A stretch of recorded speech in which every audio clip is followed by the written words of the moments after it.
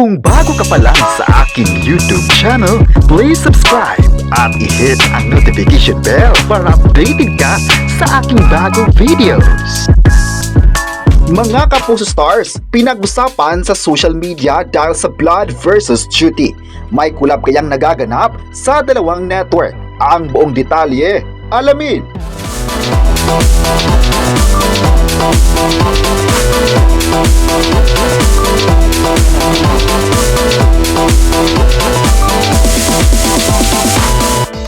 Naglabas na nga ng trailer ang pinakabagong series ng ABS-CBN, ang Blood vs. Duty. Ang Blood vs. Duty ay ang pinagbibidahan ng mga sikat na actors ng industriya, kabilang na sina Richard Gutierrez at Gerald Anderson.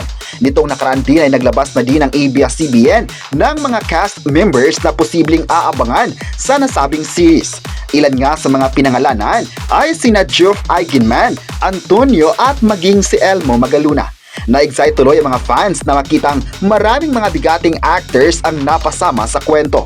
Pero isa talaga sa pinag-usapan ngayon sa social media ay ang posibleng pagpasok ng mga Kapuso Stars sa Blood vs. Duty.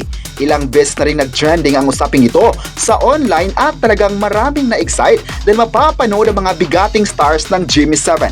Malalang hindi na bago para sa lahat na makitang magkakasama ang mga artista ng ABS-CBN at GMA Network sa isang proyekto. Unang nagkasama na ang mga ito dahil sa partnership ng dalawang network sa mga teleserye at movies.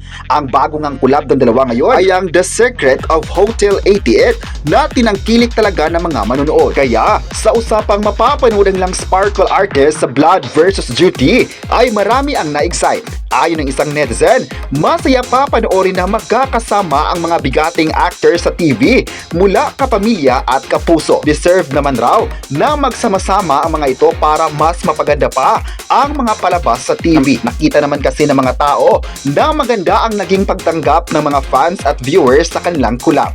Napatunayan ng dalawang network na ang pagtutulungan ay siyang magiging daan para mas lalong pagagandahin pa ang mga contents nito. May nagsabi naman na kung matutuloy ang mga Kapuso Stars sa Kapamilya series, mas interesting raw na papanoorin dahil makikita ng lahat ang aktingan ng kapamilya at kapuso sa isang frame.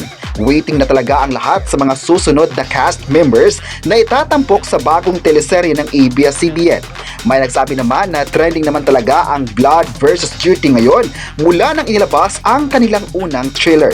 May nakapansin din ngayon na mas lalong pinaghandaan ng ABS-CBN ang kanilang bagong series dahil mula sa teasers ay pasabog agad sa mga manonood. Kayo, ano ang masabi nyo na pasabog ang Blood vs. Duty ng ABS-CBN? I-comment na kung payag ba kayong ipapasok ang Kapuso Stars sa series at huwag kalimutang i-subscribe ang ating YouTube channel.